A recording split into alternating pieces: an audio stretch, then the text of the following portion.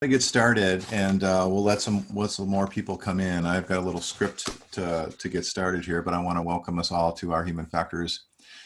This is more than a one-on-one talk, but we had planned to, given all the things that are going on in the world, we really wanted to stay timely. One of the big things that's going on right now is this movement and this cultural idea about defunding the police and this kind of backlash against what people see as really some oppressive structures in our society. So I wanted to really get at this topic today, if we could, using data. So that was the origin of this talk, using data to reassess law enforcement budgets. And this is Thomas Doherty, and I'm speaking from Portland, Oregon here. And so this is Techlandia, and it's a week-long conference focused on delivering better community outcomes through improved infrastructure and quality of life, efficient service delivery, sustainable and equitable growth, and long-term resilience. And I'm going to be helping to facilitate, along with Justin Martinez, who's a program coordinator, event program coordinator at the Tech Association of Oregon. And I'll be helping to moderate, and Justin will be helping us out in the background as well. And just some general guidelines. All the participants will start muted, and then we'll be able to unmute people later for our discussion. Please make use of the chat box if you can. We'll be able to track the chat box and pick up questions in process as we go. And I might be tracking some of those chat box questions to hold on for later as well. Just in general, you can feel free to use some of the raise hands or the other functionality on Zoom. There's a number of social media places to plug in during the session, and you're encouraged to be involved in those. And I think all these sessions will be filmed and shown later. The Tech Association wants to thank the funders and investors that have helped out with this conference. Appreciate all their support. And I'm going to move it into the talk. So I really have the pleasure of having Kamau Rogers here. So I'm going to have both Kamau and Greg speak more about their backgrounds here in a minute. But I've been able to know Kamau personally through work here in Portland and through the Tech Association. And he's a really interesting fellow with a very, very interesting background. So I'm really glad to have Kamau with us. And I've also been able to get to know Greg, who's, I think, a really gifted data scientist and is really doing a lot of innovative work on a number of areas, including work on climate change. And I know Greg has done some work in data modeling on city budgets of various kinds, including law enforcement budgets. So I'm really glad that we have Greg here from the East Coast. Let's see, let me stop that share. All right, you should see me back. And let's just talk a little bit about this idea. I picked up a poster when I was running on Alberta Street this morning here in Portland. This is disband the PPB, right? This alone is 10% of Portland, cut $50 million today and every year, disband Portland police. So this is the sort of thing that we're seeing around in our culture right now. And I just want to do a little bit of orienting to this talk. This is a huge topic. And like a lot of these topics, I've done a lot of work on technology and climate change in other areas. These are not just intellectual topics. This is an emotional topic for people. This is a personal topic. It's part of their identity. So as we talk, I want to honor the different levels here in the talk. We won't be able to talk about the whole social and historical moment here, but I do want to honor that there is a moment happening. I think we're in a moment that's similar to the U.S. civil rights movement in the early 1960s. I think we're in a moment that's similar to the late 80s and the fall of the Berlin Wall. So we have both, symbolic change in terms of toppling of statues and things like that, but there's also a moment of organizational, cultural, global, governmental change. So it's a great opportunity. It's kind of an unfreezing of a lot of systems. And I'm well aware that this isn't just about the police. People are really tying the police into a larger concerns about systems of justice in the United States and incarceration. And this is a broad 400-year you know, social, political issue, bringing in, you know, the rights and privileges of African Americans and things like that. So there's a big issue going on here. So it's not just intellectual, it's emotional, it's personal, private experiences as well. And we want to honor that. This is an ecological topic. We can go in many different directions. And my job will be to help us to stay on task with just this idea of data and what can tech and data do to help and not hurt. Right. And I'm also going to steer our topic away from just the general dystopian problems that we have with technology. I know that's part of the problem here, but what we're going to focus on is how do we avoid biases and how do we use technology for good? So just a little bit of ground rules, and then we'll see where things go from there. But I thought I would start with Kamau, and Kamau, just share a little more about your background. And then I know you've done some work with Portland Police, and I know you've been aware of different areas in this for some time. This isn't obviously a new thing for you, but I wanted to turn it over to you and just see what your thoughts are and how you want to get us into our discussion. Well, thank you. I appreciate that. My name is Kamau Rogers. About 43 years worth of tech from broadcast television and bringing in the 24-hour news cycle with E&G to bringing in TCP/IP into the military and corporate worlds once we did the Monterey conference. So, and then even from that, computer security with Bruce Schneier at Counterpane on the internet. That was before and after 9/11. So my perspective, it's long overdue, but there's a bunch of things that are going on that are not just cultural. They're part of the timeline that we're now in. So we're basically at the beginning of the 21st century. And whether people want to deal with that or not, if you look at what happened at the beginning of the 1900s, there was a bunch of things and technologies and things that were impacting how those people were going to end up living for the rest of that 100-year period. And so that's kind of where we are now. We're at that point of trying to really determine what's going to be a 21st century citizen and what are the characteristics, what are the fundamental things that make up that individual and the societies that individual inhabits. And so a lot of things that we're going through, and some of them we should have gone through a long time ago, or we're going to see those changes. The question is how will the changes that the public wants to make will really be implemented on the long term for the rest of the 21st century. And so Alvin Toffler talked about this stuff, not just in future shock, but mostly in the third wave and in war and anti-war and power shift. And so if we start looking at those things and seeing where we are, we'll start to get a bigger perspective so that we can then start to make the changes necessary. Now we live in the information age fully. The data that we're discussing in terms of police video cams and all that's data, does it belong to the police department or does it belong to the public? Does your credit card information actually belong to you or does it belong to Visa or MasterCard?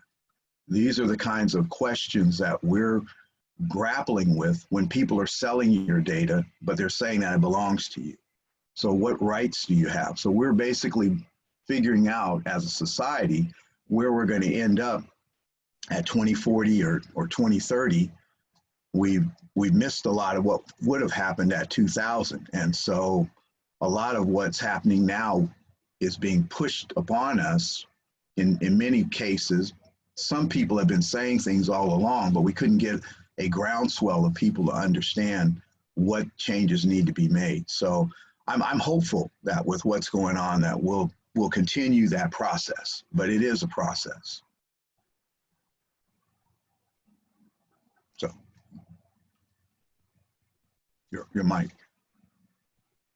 Do you want to transition over to Greg and get into more of the data stuff? Yeah, if Greg would like to. Yeah. All right, Greg, we're ready for you to come on in. You can show your video there if you like. Okay, cool. Let me click that on.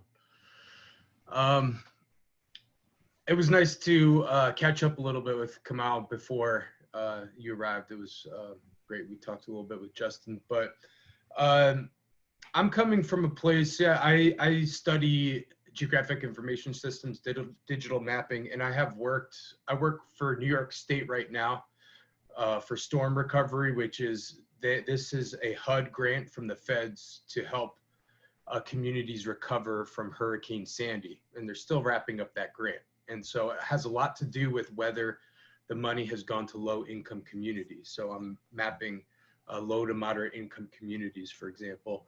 I also used to work for the city of Portland in the budget office, and then prior to that for county government. And I was living in an activist community in Olympia, Washington for about 7 years. And it was interesting to be part of the discourse that is very alive at Evergreen in terms of social justice. And then also to have something like Facebook, where the people that you know are basically, everyone has their own channel. And this was very exciting to me to think that we, you know, social media, we're going to be able to organize and get together and share data. And one of the things I would try to do is share data visualizations about certain issues. So a kind of a combination of that activism and my real world experience has really humbled my expectations of what data could do. Although I think there is a lot of education that can go on, because I think that, and then there's got to be maybe even some entertainment, because I think a lot of these issues basically don't become very exciting when you really dig into them. When you're reading policy and you're picking apart data and you want to talk about margins of error, or you really want to, it's difficult, and it's not a picnic, and I think you can get the motor of the emotion that we feel and help, if you can, kind of hook that up to the burden that is taking on the responsibility of reforming or teasing things out. But anyways, I can, are you guys able to see my screen? Not yet. Okay, let me see here. Here we go. Okay, good. Yes, we can see it now. Yeah, we can see it. Okay. Okay. Do you guys see the slides or the PowerPoint program? Program. Okay. Sorry, guys. Let me get the right one. No worries. So, I'm excited that our workshop aspect is longer than slides here, but I can share some things with folks. So in part of the, well, we don't have to talk about that. We'll just jump right in. You know, here's an approach I might take is, okay, there is public data out there. I'm concerned about police issues. So there is law enforcement management and administrative statistics. They call it LEMAS. It's 30 years of 3,000 agencies in all of the major cities, 352 fields of data that have to do with operating expenditures, job functions of sworn and civilian employees, pay, demographic characteristics of the officers. So for example, that one, you could actually extract data from that and compare it to census data for a city and actually figure out, does the police force reflect the people it's policing? That's one simple analysis that you could then do for 3,000 agencies in one analysis. They also have, it's amazing the resolution of that data. And then when it comes to finance, public finance, the census actually has something called the Census of Governments. And thank goodness Willamette University really cleaned it up. You could go there right now and download it as a CSV and work with it in Excel. You could filter for years or the cities you want to use. And there are 600 fields in that data set. About half of them have to do with collecting taxes. Is it sales tax, income tax, liquor tax, cigarette tax? And then the other half is spending it. Police, social welfare, highways, sewers, water systems, things like that. And yeah, 50 states, 3,000 counties, and 20,000 municipalities. So it's quite a lot of information. And then the third one that I've come across is the UCR from the FBI, which is 40 years of crime reported statistics. So you have basically what they divide it into violent crime and property crime. Now, of course, this data is, on one hand, it's very inspiring and tempting, but it's also fraught with all kinds of issues. And I know we want to limit too much about talking about that because something that I started to work with was actually trying to look at comparable communities, because people were always telling me data is not enough. A visualization is not enough. People connect with stories. And so I think there's things you can do to actually use some of this data and find outliers in the data. And so instead of looking at the central tendency, you might look for an outlier that's a high performer and then try to dig into what is the story.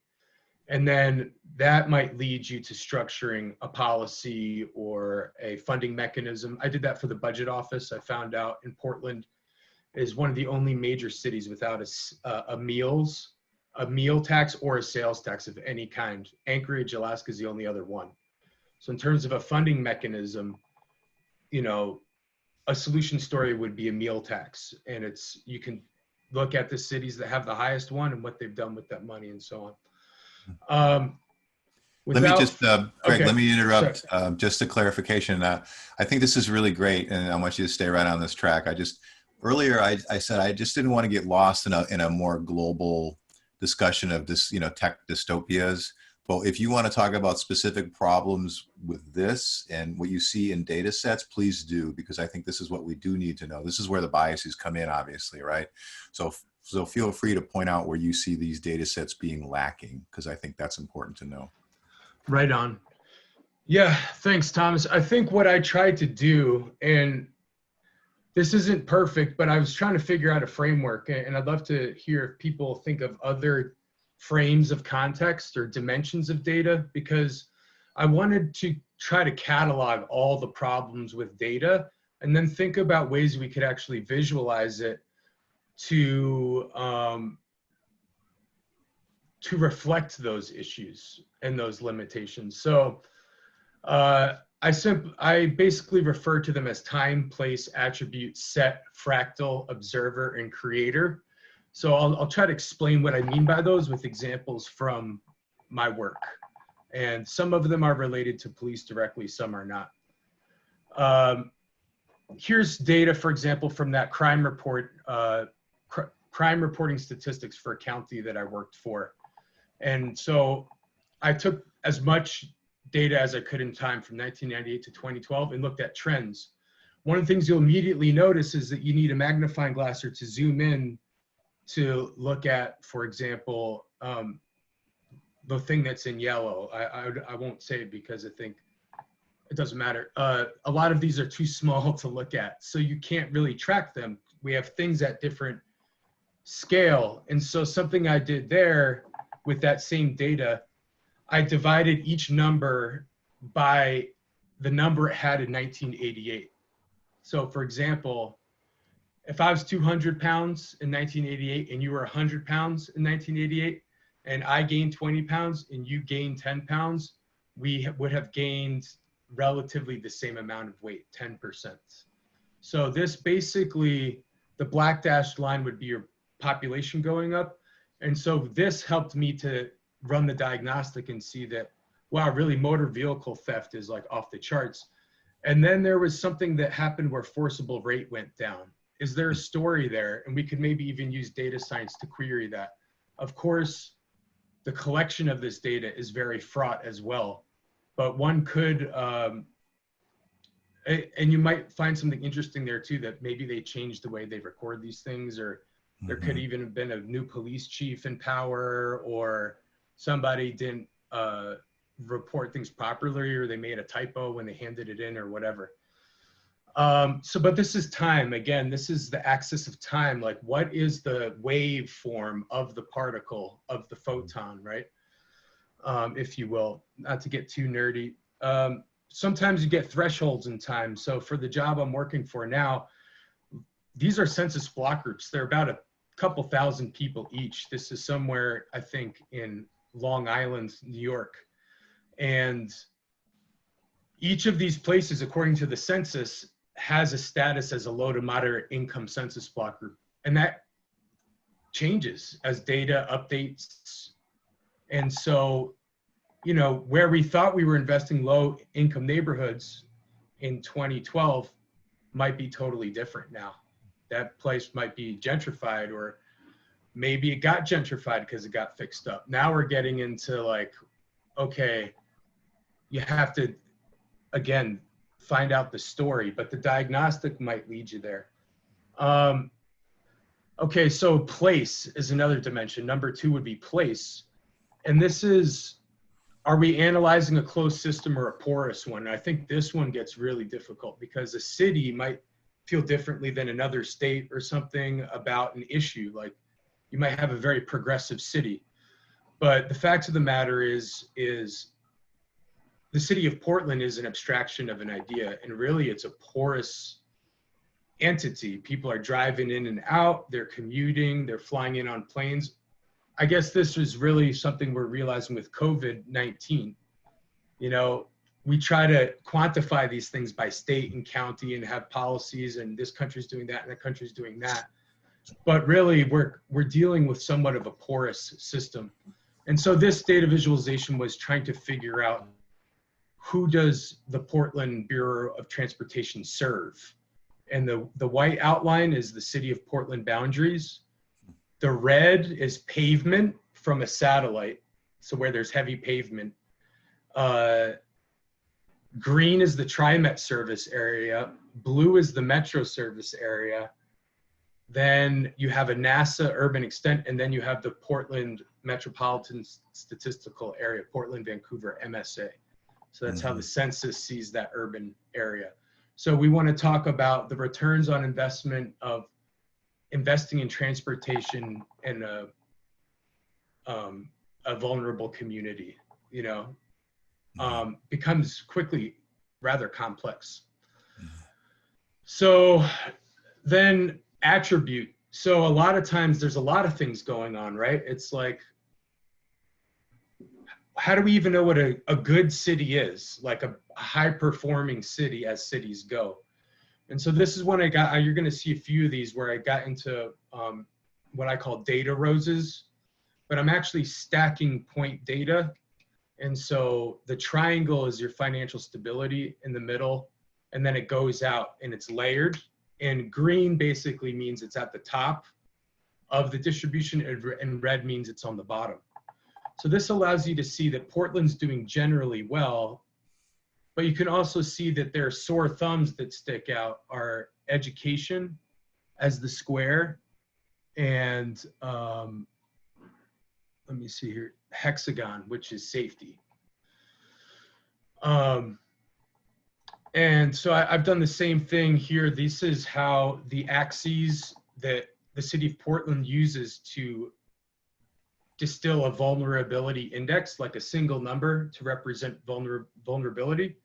But then you have people saying, yeah, but intersectionality is more complex than boiling it down to one number. Also, how should you weight that indexing? Does a college degree matter, or race, or income, or disability? And so I said, forget that. Let's just try to show people the distribution of the data. And so this is, again, these stacked symbols from the inside out: percent with disability, percent renters, percent community of color, percent without a bachelor degree, and percent that are low income. And so you actually see some diversity in these communities. But you also can see trends at the same time. what I'm trying to leverage is the computer that people already have in their mind, which is a highly evolved visual system, which is a human trait. And with a little bit of education and orientation, people can soak this up and hopefully in the future actually make it themselves, which is, we might be able to get into some of the things that are possible with that. This is the same thing. This is asset classes within city parks in Portland. Here's from that financial database I told you. So you saw the crime reporting. So that was, let's say, the output of the system. Like, is the police, returning on this investment by performing or reducing crime or keeping it low? But now here's the input part of the system. So these are the budgets for police protection for cities comparable to Portland. And Portland is dark green. So they're not at the highest of the pack. So it's a lot of money, and they do spend a lot of money in Portland on it, but Boston and Baltimore are a lot more. And then you see Detroit had a drop in recent years. So you could even find instances of defunding, whether intentional or not. Some of it may come with a recession, like you see it here in Detroit. Maybe that they got hit hard, and so their funding got pulled back. So we can actually look back, and I'm sorry, we moved on to set. So we went from attribute to set, and the idea of set is that any thing that you can observe exists in a distribution of observations like it, of things like it. So in other words, this is places like Portland. So here's another one. This is the population of Portland versus its budget in billions of dollars, and Portland is highlighted red. And you can see that it's basically a well-funded city per person, as cities go. DC is this massive bubble. San Francisco is the second massive bubble. New York is out here in a league of its own because its population is so large. So a lot of people are dealing with a lot less resources than Portland is. That's interesting. Another dimension of data I call fractal, because I think of it in mapping terms, but it's actually any part of it. I don't know if you're familiar with fractals, but it's like the twig of the tree looks like the branch of the tree, looks like the trunks of the tree, or your capillaries look like your veins, look like your arteries. And there's a repeating, self-replicating structure across scale. So we don't just live in Portland. This is Olympia, Washington. I lived in the United States at the same time I lived in the Columbia watershed, at the same time I lived in Washington State, as the same time I lived in the Puget Sound watershed, at the same time I lived in my congressional district, my legislative district, my county, my voting precinct, my zip code, and then all the way down to the parcel level, right? So we actually are living embedded existences as a collective entity of all of these things at scale. People, here's one about income, for example. So this is looking at the income distribution of every single census block group in the city of Portland. And as you can see, every census block group does have poor people and rich people for the most part. There is a distribution everywhere. So often we only see the median, or an average, or again, this drive to boil things down to a single number. And I have found that just really trying to get into the distributions has been very humbling in terms of like how complex systems really are. And then another fractal thing would be, well, you can talk about like asset systems, like the police bureau that breaks down into squad, assets, squad cars, stations. It also breaks down into hierarchy of people, chiefs and community outreach people and all of that. And then the people you're serving, you could say, oh, we serve the people of Portland, but what do we really mean by that? And so there's a intersectionality in that.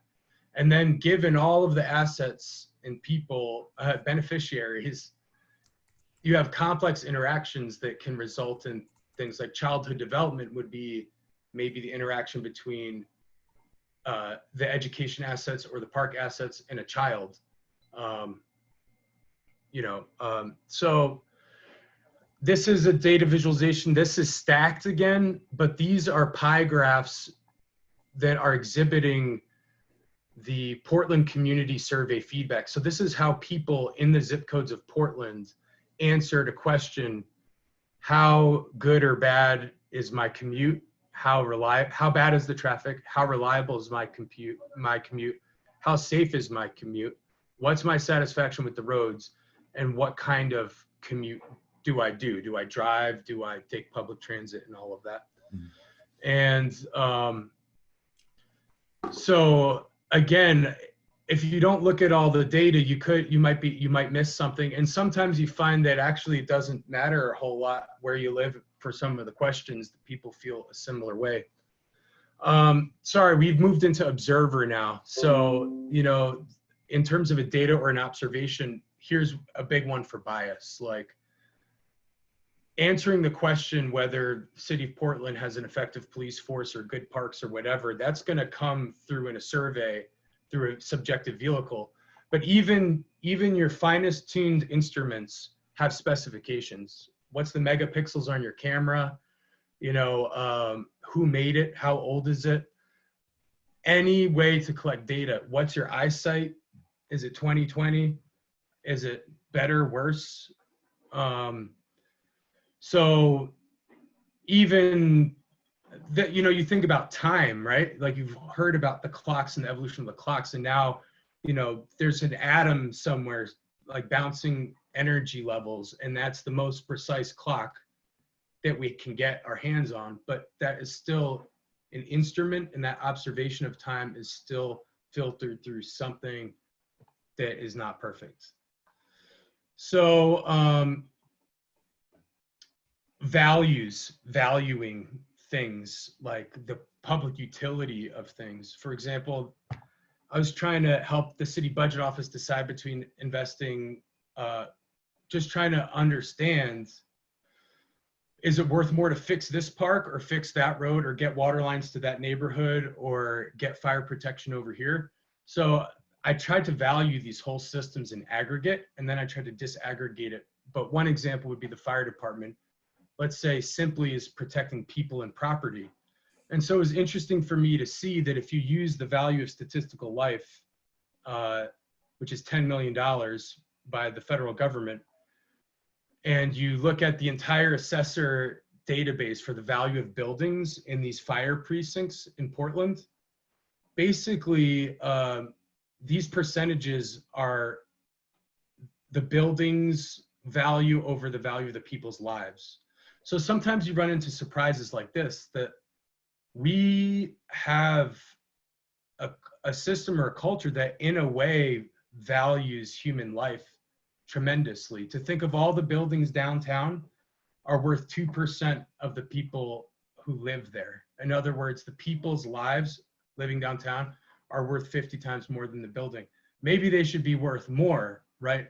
But that will still dictate, again, the value system. And nobody knows the right answer for some of these questions. You could make a survey and, distill that, or again, show the distribution. You might have to choose between a mean, a median, or you show the distribution, and maybe you can map the distribution. There's all the fractalization. This was an interesting one too. On the left, basically the community is pleased with parks in Portland, but the Bureau itself was reporting very poor assets. So I think this is a dynamic that you would see in law enforcement, and one that I've seen myself, is that they will paint a certain picture of reality for their own self-interest. And I think that's important to remember, that no matter who's working these systems or whoever's in positions of power has some element of self-interest in the game. And even if that is a well-meaning self-interest, that I'm a fighter for the people and I do what's right. That's my self-interest, and so,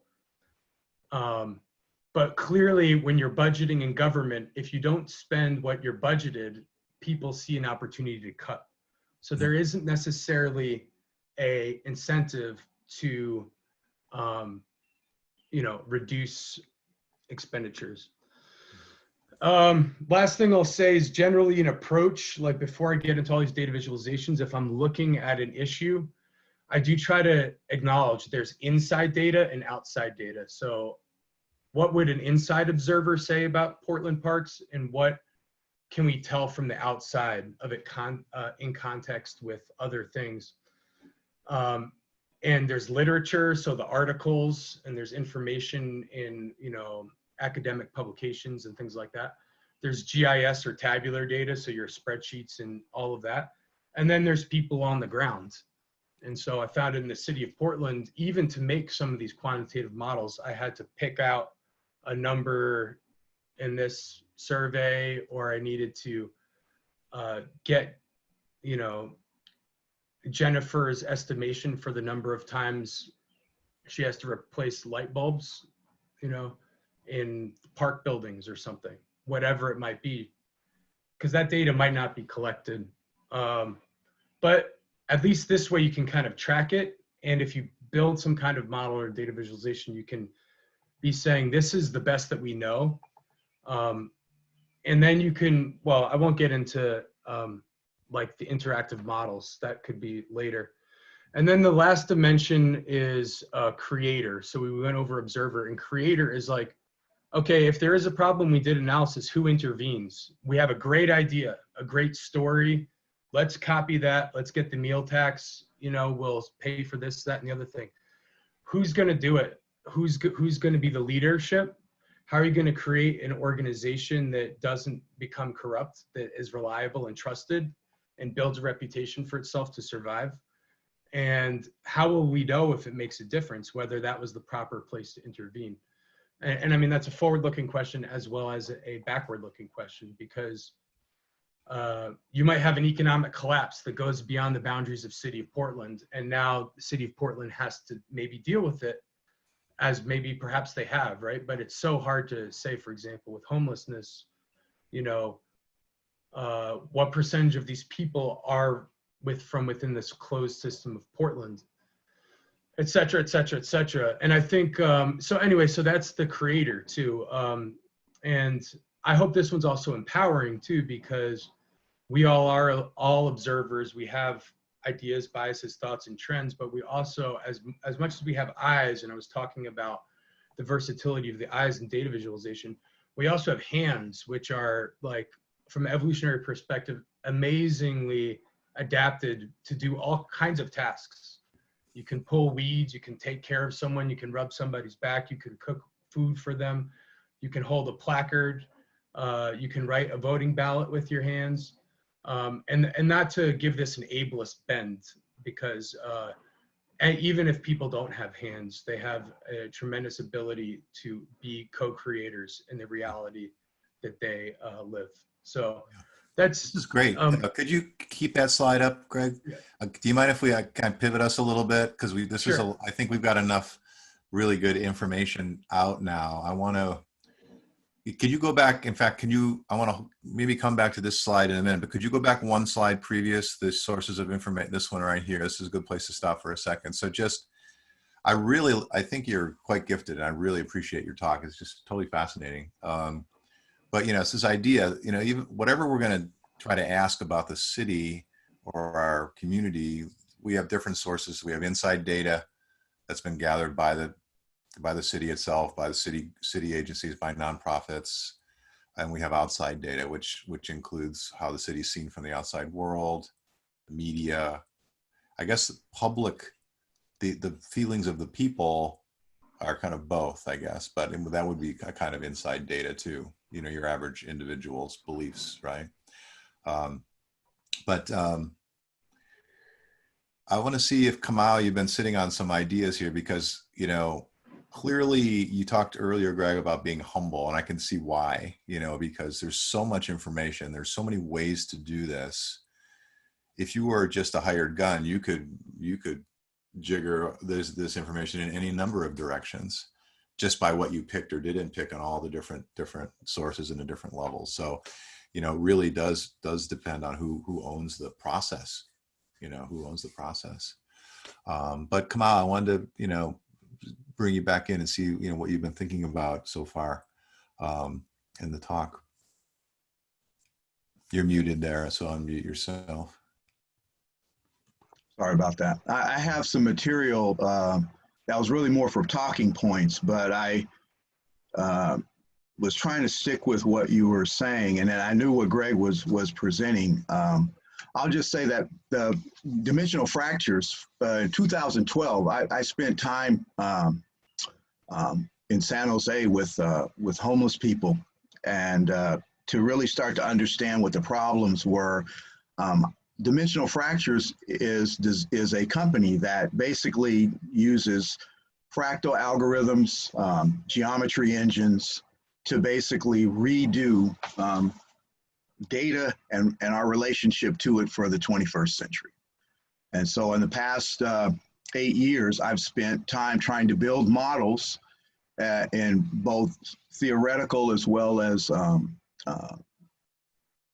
current in some capacity for different high-tech companies that are starting. So I embedded myself with people over at OBI. I've embedded myself with people at Autodesk at the Pi Shop because I wanted to make sure this stuff worked. So I've been looking at some of those things. And in order to do that, you really have to get into the middle of what is the data. The data is people or people interactions. And so the homeless thing in San Jose was very interesting to me, not just because it was undercounted and underrepresented as to what the city, what the institutional systems needed to say about it, but what was actually happening to the people and the amount of money that was being shuttled around these people that had no voice. And so if those types of things are going to give us an idea of where the rest of the public and the commons that we now will have for the 21st century, where they're going to fit. Because all that data and all that information that was accumulated didn't necessarily help any of those people. And especially when you start saying that there's only 4,000 or so, less than 5,000 homeless people in 2012. And I know because I counted them with Sam Lagarde, who was the city councilman at the time. Now he's two-time mayor of San Jose. It was needed for them to do that at the time. They wanted to do that. And so they've been undercounting that number ever since. But by undercounting the data doesn't tell the story. It tells a story that you undercounted the data. The impact of undercounting that data or shifting the data in a different way, which is what you were talking about. There's so much ways to do this, which has led me to look at how do people own their own data sets, their own information, so that they can impact their life. Because basically we're now moving to in such a way with the information age that your data is everything to you. If you can't control it, if you can't shape it and move it in a specific path, you have no control. And so it's not like you're going to be able to go out and say something to someone to get somebody to listen to you, because everything is going to be in a digital basis. And now we're seeing that with COVID. So now you have these groups who are now disenfranchised, and we're always disenfranchised. And this is where the institutional issues come in. And now it's digital. And now they have no voice, and they don't even understand the data that they're dealing with. I'm now the co-president of the Coalition of Black Men. So now I deal with a lot of community organizations. They're not digital at all. They're barely keeping up with what's going on. So now you're looking at this digital feudalism, which one of my old bosses, Bruce Schneier, who I worked for at Counterpane, and we were doing internet security at the time. He's now working with Berners-Lee, who is an inventor of basically the World Wide Web. Mm-hmm. And those people, when they designed a lot of the stuff that they were doing, they thought it was going to be decentralized and it would give people power. That's not what's happened. It's become very centralized with Google and Facebook and all these people, and they're taking people's data. We have to go to the public and ask them the question, how do you want to be involved in this 21st century? Mm-hmm. Because if we don't do that and we don't start getting them to think about that and then give us some ideas and then start training them, as Greg so aptly with the data now, the data sets that we're looking at, we can visualize a lot of it. But yeah, there goes from fractal visualization that can actually empower people. But if we can't get to that point where we can show them how we can visualize data, how they can make sense of large volumes of data. So I'm looking at 25 terabytes of worth of data, but it's in a way that it allows me to figure out what it's saying to me, what its purpose is for me to make a decision on it.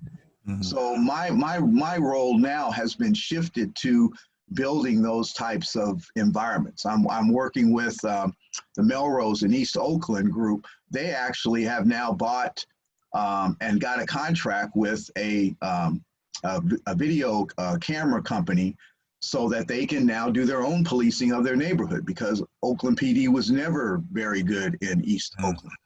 And so it wasn't very good in West Oakland or any other part of Oakland. So, but now with technology, if they have their own Ring cameras and their own systems, if it's one house or every second house, you can start to calculate how that imagery is going to look. So and now they're working with the police to say, we have these cameras in our neighborhood. We will give you access to these cameras. Here's the things we want from the police. And this goes to your point. People are saying that that's a wrong term that they're using, to defund the police. What people are really asking for, how can we take the money that you're giving these people and be more accurate with it so that it does exactly what we need it to do? Because it's currently not doing that. Because you've got the institutional systems still operating in a 20th century mentality. And all of their structures are supporting a 20th century way of doing things.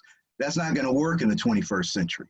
Yeah, this is great. You're not in the information age. And when you go look in China, I used to work in Japan. Even in the 90s, Japan was far ahead. And it's not about the tech, it's really about the people. When I did a major project for First Bank, which was really for B of A, to build in what was voicemail, digital voice, all of those, building out the system so we could add multiple ATM networks, because we were moving in that way. This was the early 80s, putting 1,000 Macs in a bank so that people could use them.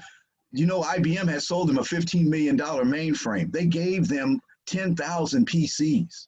They didn't use any of them, because once they saw the Mac, everybody was going to the Mac going, hey, I just want to print something. That's very easy to do off a Mac. And it's once people saw that, they're like, this is the reason that they did that was so they could see how the people were going to use the technology. And then B of A then implemented most of what they had done at First Bank for themselves. And it put them a leg up on all the other banks, because they had not even considered how they were going to use that technology. And so that elevated them. That's what we're going to have to do with the cities and governments and counties. Those people are very important, but their mentality and their mindset is so far in the past. If you're in China, Shanghai got rebuilt in 1987. You know, so we don't want to look at that we're behind, but we're behind. New York is 200 years ahead of the West Coast. We only think about it in terms of technology. When we start looking at the real issues, from gangs to social structures and all those things, if we'd have just talked to them, we could have seen what was going to happen in Los Angeles with the Crips and the Bloods, what was going to happen when you disenfranchise people. All of those things that they dealt with ended up coming to every major city in the United States in its time frame. But those people had no way to deal with any of those things. And so now here we are. This is 2020, and we're trying to make sense of all of the data. If we can't start to change our mindset and how we think so that we can use the data, it's not going to really make any difference. I talk to people. I can go in Silicon Valley right now and start talking about fractal math and my algorithms and stuff like that. Yeah, they pick it up right away. But their purpose for using it is much different than what the public's need and perception of it is. Which is why I'm not there, because it would fit greatly with what they're doing. They would love it. The problem is it's not going to benefit anybody else, because that's how those systems now keep going. That's why you have Facebook and Google and Amazon basically manipulating people out of their data, out of their thought processes and everything else. And if I'm in that mindset, because I worked in an industry for a long time, you're gonna come up to that mindset too. So the architects of the structure of the society that we're trying to build for the 21st century, we really have to start to think this through. But what we end up coming up with is not going to be what we start, which is why Bruce Schneier and Berners-Lee and those guys are freaked out, because when they built the thing, this was not what they expected it to turn out to. Yeah, this is great. Let me jump in. I really appreciate this, Kamau. Can I ask, Greg? Can you bring your slide back? Can you share your screen and bring your slides back, particularly to the slide that had the discrepancy between the community's perception of the quality of the parks and the park service? Because I think that's a good place. Yeah, and so yeah, there's a nice slide with the legal system, but just before that, there was the slide that had the different percent. That one right there. I think that's a good place for us right now. So just to bring this back, this is a great talk. I want to kind of keep us a nice circle with this talk. We started out with this idea about data, and we talked about humility, being humble about all the sources of data. But, as Kamau said, and I do believe this is the case, we're catching up with the 21st century. And I do believe if we want to get very big thinking, 9/11 and a lot of events in the early aughts really threw us off the track and sent the United States in many places in a very negative direction because of the tragedy and because of that whole fallout. But now we're kind of coming up to speed on 21st century, and I do agree with Kamau that I think a lot of our systems are still really living in the 20th century. I know I had a colleague and friend who was working with public defenders, and realizing that just the rates of incarceration are so different from county to county, from town to town, all around the country. One county really persecutes a certain kind of crime, the other one doesn't. So it's almost 18th century in some ways. Our legal system is really it's hundreds of years old in terms of any kind of even broadly equitable process. So when we want to think about this idea of what do we do with data and policing, one direction is we go here and we say, well, there's the community and then there's the bureau, and we need one approach would say, well, we can't trust the bureaus because they're living in the 20th century or the 18th century, and they have become their own. They take care of their own, and they want to get more money for their budget and for themselves, and so we need to empower the community to do their own data. We can't, so that's one strategy, is the community needs to do its own data. I don't think that's overall the best strategy, because we're basically then reinventing the wheel. But maybe we want to spread out the data collection so that the community and the bureaus are both doing it together in some way. Or I guess another strategy is we need to make the bureaus better, right? So I guess I guess there's three approaches here. And I think different people are going to approach it differently. And then Greg, could you advance to the slide that has the whole legal, this one right here. Now, we're about at an hour. I think we have I believe we have another 30 minutes for the breakout if people want to hang with us. But, this is clearly the whole spectrum when we think about policing, from the actual concept of crime to actually apprehending, people, the issues with George Floyd and police brutality are living down in that blue section there, around the crime area. But then, of course, we have,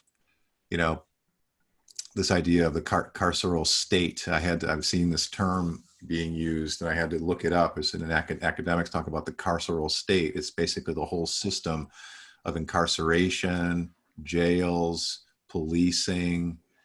The United States has of so-called developed countries, the much higher rate of people in jail, in prisons and things like that. We have a whole state apparatus, a business that runs this whole process, and it's a self-fulfilling. And it is a business. It is a business. That's why we have private prisons. Exactly. And people of color have become the business.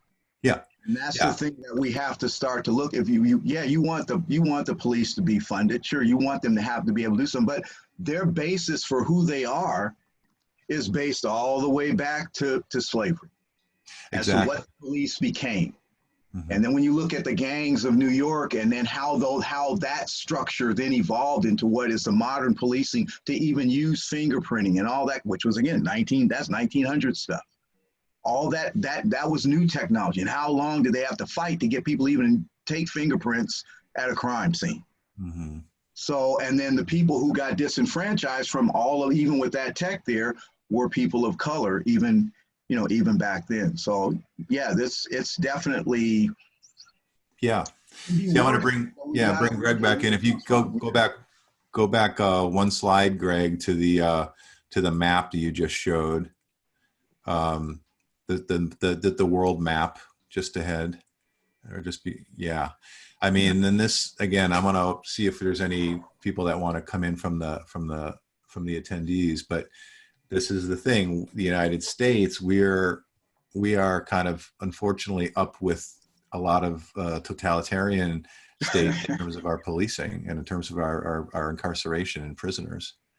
So Greg, you're just a master with the data and the visualization. I really appreciate it. And what are you thinking about this, Greg, as we're talking? What are you thinking? I wanted to bring this up because I think this is the future, at least in terms of accessibility. I can pivot and I can interact with this data.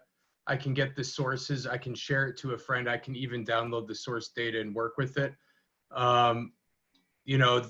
Portland Insight Survey has that as well. So, and I encourage them to release a YouTube video to explain to people how to do it. But if you go to safety in there, you can actually, they allow you to filter by identity group. I feel safe walking at night in my Portland neighborhood. Now I can choose a topic: daytime safety, nighttime safety, police protection from violent crime, police protection from property crime. Then the question was asked, what can the city do to improve police activities? This is prior to all of this. But again, you have the citywide results and then the results by ethnic group. And your options are more police in my neighborhood, decrease wait times, improve community relations. And Black, you see more community discussions as the number one. And for white, you see more police in my area. Mm-hmm. So, and then these sorts of things, you're actually also able to map them as well. But this is some of the interactive stuff. And so I think that's the next level. And then this is what I was doing for a values-based interaction, which is if you value childhood development, you can increase that. If you think the reduction of mental health costs from visiting a park is lowballed at 7%, you can make it whatever percent you want. Mm-hmm. And then, I even had an equity filter in here. How much, and so if we really put up the equity filter, if we valued vulnerable communities more than non-vulnerable ones, where would the value distribute? I'll pump it up. And then the data visualizations change right in front of your eyes. So you're saying in East Portland would get more of the funding because that's where we need to put it, not the West Side. Exactly. And I mean, this sort of values-based thing, I mean, I think this is the next levels, and I'm hoping that some people from the Creative Commons and entertainment industry also step up, because I think that they kind of get an easy pass. They're not called out for the role that they could play in facilitating education and making this sort of thing fun, interesting, accessible. And I think, yeah, so anyway, I'll stop talking.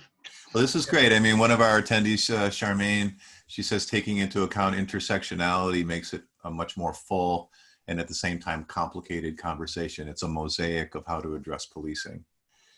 And it is a mosaic, and it is, again, it's coming back to that humility. It's just, I know for me, I get overwhelmed with the potential for the data, and I don't even know where to begin. But it is a mosaic. I'd like people to use the chat if we have other questions or other folks that want to bring in some things. If someone wants to raise their hand, if they have something they want to share, I'm happy to unmute people and have them talk. Because I do think this is really, this isn't just about policing. This is just about, again, for our Thriving Communities group, what does it make a thriving community? I think the issue can be less about defunding the police, but it's about funding health and well-being. It's about funding thriving. I know this is all easier said than done.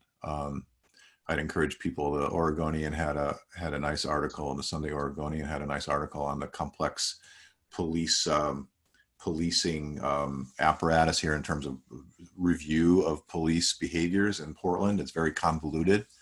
You have to read the article a couple times even to understand it. So we do have these kind of Byzantine 18th century, 19th century, 20th century that are going on here.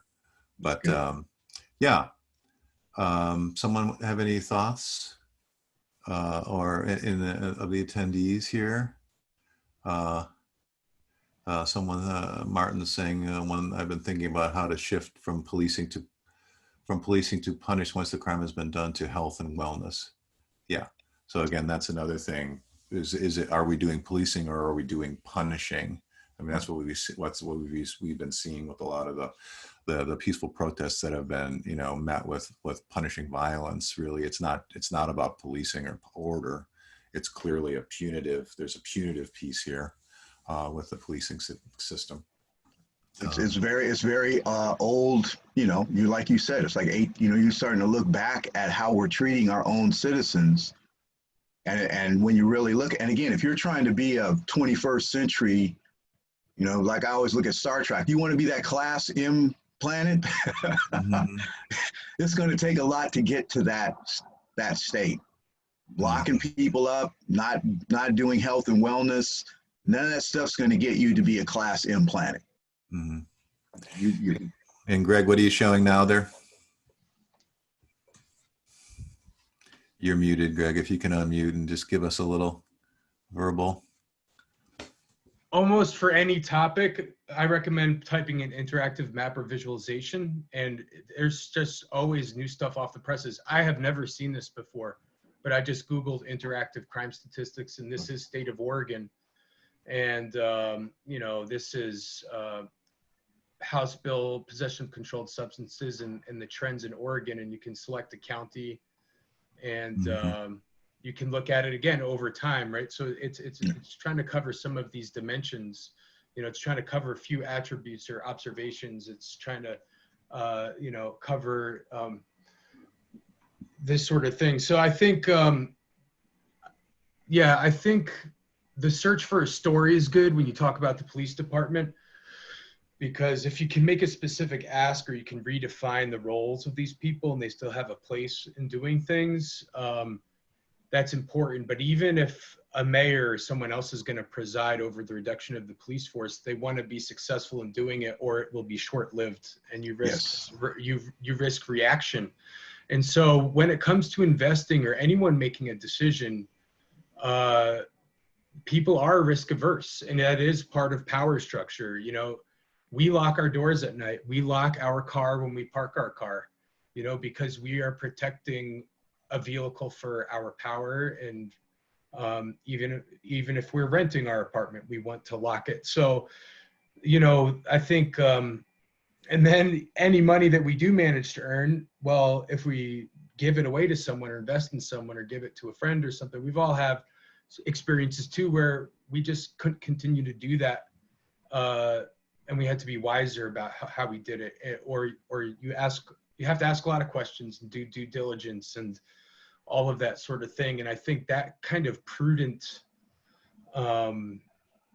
discourse is definitely needed. And I do think that there's a lot of people who benefit off of making it not that way. you know, and that there's an easy way out, and that it's somebody's fault and there's an easy way out. And I think it is, because the time may be coming to imagine yourself being in charge of this. Imagine that tomorrow you have to take on the job of your worst enemy. And do you really know what you're going to do? Yeah. You know, and I mean, that with the right will come the responsibility of managing very, very complex systems that are floating around with other complex systems. Yeah. Agreed. Yeah. A couple of pieces. Charmaine just asked if Greg's links will be shared out. Well, I know the video of this talk will be shared. Greg, if you want to just maybe put your email in the chat or something, just in case someone wants to get with you.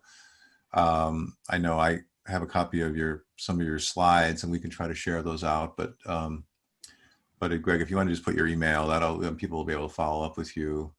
And then Howard Silverman, nice to see you, Howard. He says, if I understand correctly, Kamau mentioned a couple of strategies for shifting ownership of data, Oakland to neighborhood scale, Tim Berners-Lee to individual scale. Yeah, what strategies look most promising? So I guess this is, what strategies for shifting ownership of data to neighborhood scale?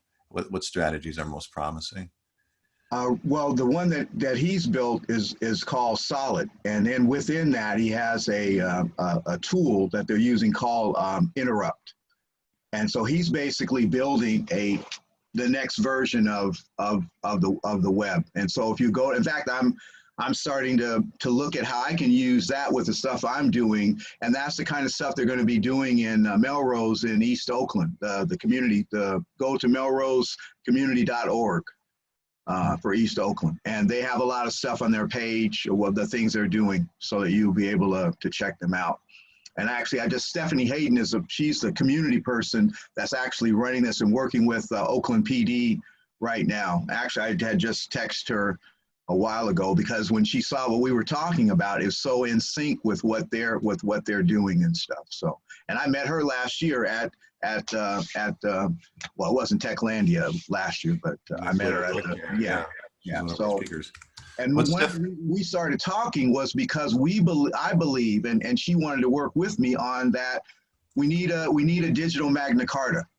If people don't want to get run over and don't want to end up as digital serfdom things, we got to get ahead of the game so that we have something that protects everyone on the planet, because what we've built can affect everyone on the planet. So we need to have some rules as to how to use this tool. And as a person that worked on TCP/IP from the beginning, I can tell you that nobody was looking at it like this. And I told somebody the other day, I go, okay, like we had like 8-10 nodes, and now everybody has it. That's nobody I know that was working on it was expecting that. Mm-hmm. So I'm putting some stuff in the chat box. Nobody was expecting it go from that even to do that. So yeah, this will be a good way to ask for us to start to attack that system. Mm-hmm.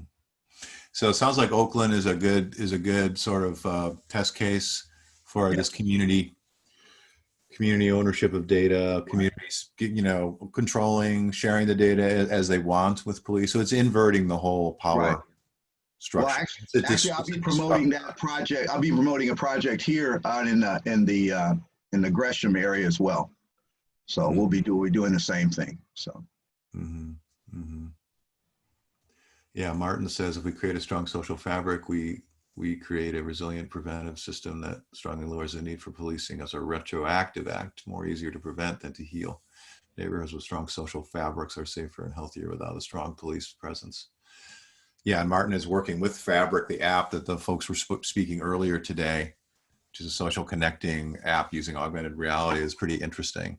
So again, it does come back to this idea of the social fabric. Right. I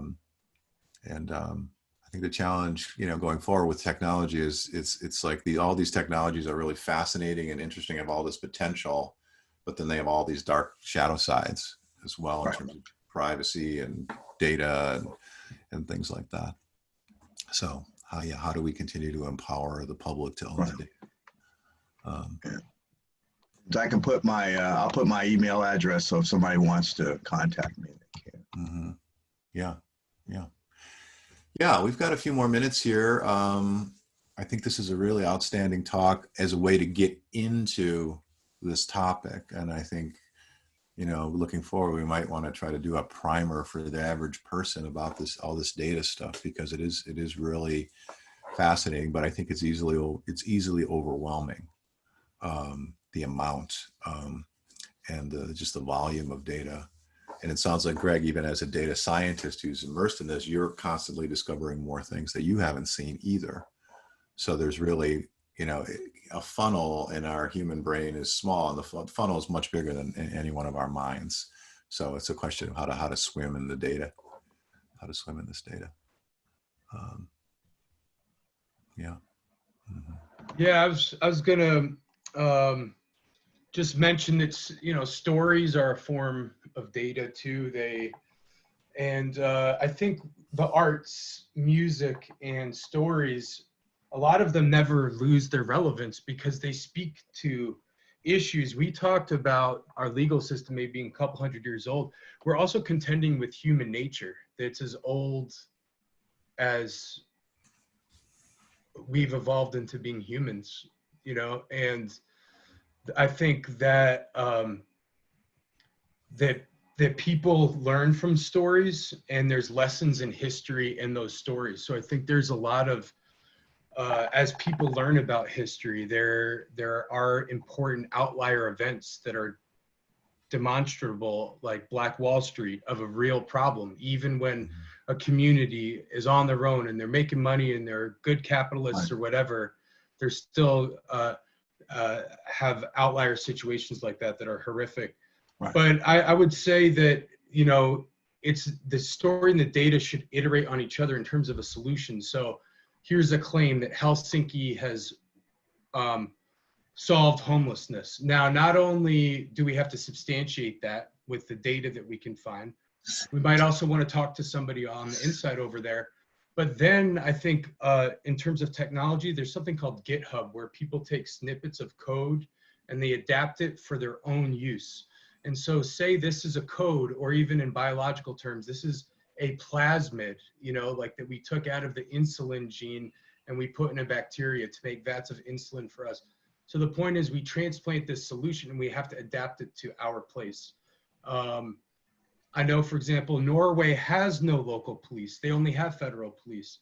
We might say that's not tenable. We're not going to get Americans to throw their local sheriffs and police out the door, you know, for let's say a Joe Biden Democrat-led national police force. That would cause a civil war. So let's not do that one, you know. But you know, but you could also even filter for some of these attributes and say, I want to know the Donald Trump-leaning county that reduced homelessness the most over the past 5 or 10 years, and you could do that machine query, you know, and you could actually say, how did they do it, you know? And with the environment, I found interesting things like that, like South Carolina and solar power. You want to see Republicans spin solar power? There's your story, you know? And so that those are, but you know, that is part of the analysis, the observer, and you know, the creators, who are the creators in charge, and how do you craft this story if they're going to have questions, if they're going to be skeptical. How can you say someone else did this? By the way, I looked into unintended consequences and all your worries. So even then, it can be a slog. That is for sure. No, that goes back to in 1980. Alvin Toffler came up with the term prosumer, so that you because of, and he was ahead of his time thinking about 3D printing and 3D manufacturing, that the person could become a producer consumer. You would basically be both. Whatever it was that you were looking for, you probably would end up producing yourself. And then you could, if it was something that others wanted, they would then maybe end up purchasing that, or in some type of economic system or bartering or whatever, that would then take place. So he had predicted a long time ago people living out of their homes, and that education would be done through some centralized thing, but the family would be there while the child was being educated. So it was a much different people had different views of what they thought the future were going to be. And it wasn't always dystopian as what it wasn't Neuromancer and, and Blade Runners. That's totally, yeah, totally destroyed. I remember reading Neuromancer and then living in Silicon Valley going, and now I'm totally freaked out because I've seen some of the VR systems and I don't even know what to say. It's just like, wow, I didn't think jacking in, what the term they used in that book, now I really see it. It's right in front of my face. Mm-hmm. Mm-hmm. Yeah, someone basically had a nice line that I heard. Not all dystopias have bad endings. Not all dystopian stories have sad endings. Sometimes they have good endings. Yes, they do. That's helpful for us to remember sometimes. But steering us back, so the title of this talk was using data to reassess law enforcement budgets, opportunities, challenge. So let's just revisit that, and I'll ask Greg and Kamau to think about this question. So opportunities and challenge. So the way I would answer that is that the opportunities are empowering the community to own its own data. That's one opportunity. And another opportunity is to tell compelling stories where we use data to, like Greg says, to find the outliers, the people where things are actually working, and then capture that story and then feed that back into the system. And again, a kind of a social marketing, community-based social marketing way we can actually grow programs. Challenge is entrenched, 19th, 20th century, paper-based, secretive systems. And also, I think an unmentioned challenge is just the lives and livelihood of the people and the families and the communities that rely on the carceral state. We've got whole communities and families and neighborhoods that rely, I know it's a stereotype, but growing up as an Irish American, from New York State, the idea that police, fire is sort of an industry. That's a real thing. And I think the voices of those people aren't really being heard in a way. That's where the Blue Lives Matter kind of stuff comes up. So there's a challenge and opportunity to tell these folk stories too. But Kamau and Greg, other thoughts about challenges and opportunities here? I do think what Kamau was saying about how technology is used and who gets to use it, I do think there's a imbalance, but I also am encouraged that things seem to be getting easier and more compressed to build. That's what I've noticed. I don't have to draw these maps by hand, and I mean, there's platforms that are successful that we can also copy their design. For example, Zillow or Redfin helps you solve the problem of finding a house to buy, or Craigslist, a place to rent, or hotpads.com, a place to rent. Now, they use filters. Could we use the same thing where I want to find a community that is able to do both of these things at the same time? Low crime rate and low police budget. And they have these other attributes. And I think there's always the feedback of that too, because for me, that's provided direct feedback of that world, though possible, doesn't exist yet. And it's worth knowing that if I've looked over all of history and all over the world, there isn't, a society with 300 million people without money or something. It doesn't mean it's not possible, but it helps me temper my own expectations about what can we actually accomplish. And I think that's important feedback because it's realistic as well. Not that we can't dream, but if things happen incrementally, if before we get over here, let's maybe get a third of the way there or halfway there and see who's the furthest along getting there. Mm-hmm. Yeah. I think I've started to work with some of the people in Portland Public Police. And so you mentioned that earlier, but I've just been trying to get in there with them. And one of the bottlenecks was that when I started talking, because I'm a tech guy, and so a sergeant, and even now I forgot his name. He's an assistant police chief still, and I talked to him, and they look, you're gonna go too fast, because we're just police officers. We don't understand. Don't go too fast. Just don't go too fast, so we can keep up. And so I've tried to temper myself, so because at least they're saying that, because a lot of them, even though this data is there, they don't look at that data. They don't, their world, and I can understand you when they suit up, their view is a completely different view. Yeah, we're thinking we're nice, but they're meeting people that's not nice, you know. So they have that, they're in that mindset so they can come home. I do understand that.